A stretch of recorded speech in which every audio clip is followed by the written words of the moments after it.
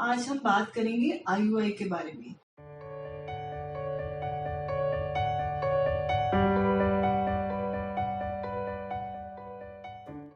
नमस्कार दोस्तों, welcome back to your own YouTube channel Chaitanya IVF. मैं हूं doctor Rakhi Goyal, fertility specialist. IUI यानी इंट्रा यूट्राइन इंसेमिनेशन, ये होता क्या है?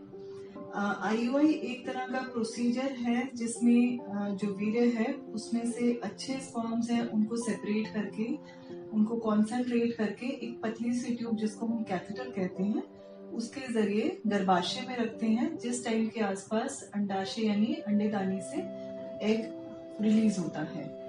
तो किन किन महिलाओं को इसकी जरूरत रहती है? यह प्रोसीजर उन कपल्स को ऑफर किया जाता है जो प्रेगनेंसी के लिए ट्राई कर रही हैं और उनको प्रेगनेंसी नहीं रह रही, खासकर जिनमें वीर्य में कुछ प्रॉब्लम है, जैसे थोड़ा सा काउंट कम है, संख्या कम है, या थोड़ी गतिशीलता की प्रॉब्लम है, या सारी रिपोर्ट्स ओके हैं, हस्बैंड की वाइफ की अनएक्सप्लेन इनफर्टिलिटी है, यानी पता नहीं चल रहा क्या रीजन है, उन केसेस में हम कर सकते हैं। या अगर एंडोमेट्रियोसिस है, उसकी माइल्ड फॉर्म है, उसमें हम ये कर सकते हैं। या कोई इन्फेक्शन है जैसे हेपेटाइटिस भी है या एचआईवी है हस्बैंड को, उन केसेस में हम आईयूआई कर सकते हैं। कई कपल्स होते हैं जिसमें हस्बैंड का जो वीर्य होता है उसमें जो स्पर्म होते हैं वो मेल होते हैं, उन केसेस में हम डोनर स्पर्म इस्तेमाल कर सकते हैं। और कुछ केसेस में होता है कि महिला का जो सर्वाइकल म्यूकस है वो बहुत ज्यादा थिक होता है, तो स्पर्म अंदर नहीं जा पाते हैं, उन केसेस में भी हम आईयूआई का उपयोग कर सकते हैं। आईयूआई किन कंडीशंस में है कि लाभदायक नहीं होता, सक्सेसफुल नहीं होता है? अगर जो ट्यूब्स हैं, फेलोपियन ट्यूब्स, वो दोनों की दोनों फेलोपियन ट्यूब्स ब्लॉक्ड हैं या खराब हैं, डैमेज्ड हैं, तो उन केसेस में आईयूआई काम नहीं करेगा।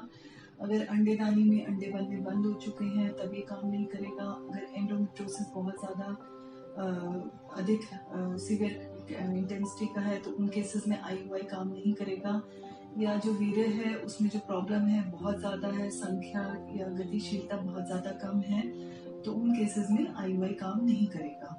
अगर आपको बहुत टाइम हो गया ट्राई करते हुए प्रेगनेंसी के लिए, तब भी आईयूआई के साथ सफलता का चांस है वो बहुत ज्यादा कम हो जाता है।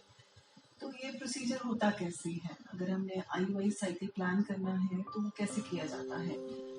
जब महिला का पीरियड्स आते हैं तो दूसरे या तीसरे दिन से उनको अच्छे अंडे बनाने के लिए दवाइयाँ शुरू की जाती हैं, साथ साथ में कई बार इंजेक्शन भी दिए जाते हैं।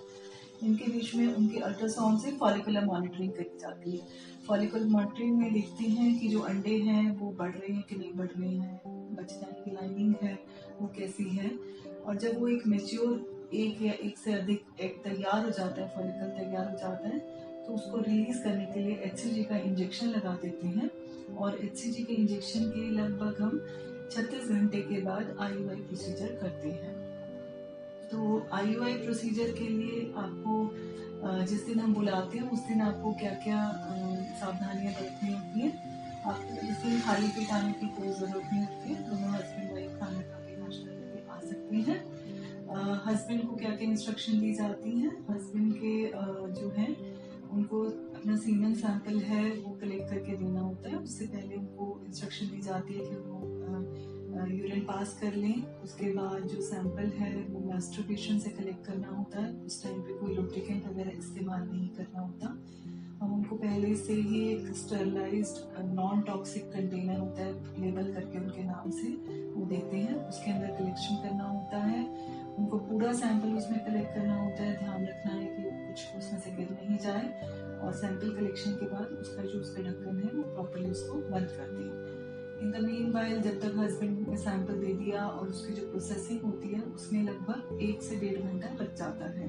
इस टाइम पे जो महिला है उनको इस दौरान इंस्ट्रक्शन दी जाती है कि वो कुछ 5-7 गिलास पानी के पी लें और उससे बाथरूम का प्रेशर बना लें, यूरिन पास नहीं करें। इससे क्या रहता है कि जो अंडेदानी है और जो अंडेदानी का मुंह है वो बिल्कुल सीधा एक लाइन में आ जाते हैं। तो जो हम आईयूआई का जब प्रोसीजर करते हैं तो उसमें कोई डिफिकल्टी नहीं आती है। तो जब सैंपल तैयार हो जाता है तो उसको एक पतली सी ट्यूब में, प्लास्टिक की ट्यूब होती है जिसको हम आईयूआई कैथेटर कहते हैं, उसमें लोड कर लिया जाता है और वो बच्चेदानी के मुंह के जरिए जाके बच्चेदानी के अंदर वो सैंपल को रख लेती है। उसके बाद कुछ 15-20 मिनट के लिए रेस्ट करने की जरूरत रहती है। और उसके बाद वो अपनी नॉर्मल सारी गतिविधियां रिज्यूम कर सकते हैं। वो बाथरूम जा सकते हैं, यूरिन पास कर सकते हैं। तो IUI प्रोसीजर में टाइम कितना लगता है? उसमें लगभग 5 से 10 मिनट टोटल लगते हैं और इसमें कोई पेन वगैरह नहीं होता। थोड़ा बहुत डिस्कम्फर्ट हो सकता है, बट इसके लिए जनरली आपको कोई पहले से दवाइयाँ पेन किलर पहले या बाद में लेने की जरूरत नहीं होती है। और इसके साइड इफेक्ट्स वैसे तो नेगेटिव या नील ही रहता है, बट कभी कभार किसी किसी को ये डिस्कम्फर्ट के साथ साथ कुछ बच्चेदानी के मुंह पे कैथेटर टच कर जाता है, उस वजह से थोड़ा सा ब्लीडिंग स्पॉटिंग हल्का फुल्का हो सकता है। और रियरली कभी अनकॉमनली कभी इन्फेक्शन हो सकता है। IUI के बाद प्रोसीजर हो गया है, उसके बाद आपको क्या सावधानियां रखनी है? जो भी आपके डॉक्टर ने अगर आपको फॉलिक एसिड दिया हुआ है और उसके साथ साथ अगर वो कोई प्रोजेस्टेरोन की दवाई शुरू करते हैं तो वो आपको नियमित रूप से समय अनुसार लेनी है। इसके अलावा आप नॉर्मल अपनी सभी रूटीन एक्टिविटीज कर सकते हैं। किसी तरह आपको कोई रिस्ट्रिक्शन नहीं है। आप घर का बना अपना नॉर्मल खाना खा सकती हैं, आप रिलेशन रख सकते हैं, आपको अपने जॉब पे जाते हैं वो जा सकते हैं, कोई भी काम कर सकते हैं, आप ट्रैवल कर सकते हैं। तो IUI करने के बाद लगभग 15 दिन के बाद हमें पता चलता है। अगर पीरियड्स आ जाते हैं तो अपने डॉक्टर के पास फिर से चले जाइए सेकेंड डे पे या थर्ड डे पे। अगर पीरियड्स नहीं आते हैं, मिस हो गए हैं, तो ये आप खुद चेक करके देख सकती हैं कि प्रेगनेंसी ठहरा है कि नहीं, या अपने डॉक्टर के पास जा सकती हैं। तो ये हमने कवर किया कि IUI प्रोसीजर कैसे होता है और उसके साथ साथ क्या हमें ध्यान रखना होता है। अगर आपको ये वीडियो अच्छा लगा हो तो प्लीज इसे लाइक कीजिए, शेयर कीजिए और सब्सक्राइब कीजिए हमारे YouTube चैनल से ऐसे ही और इन्फॉर्मेटिव वीडियोस के लिए।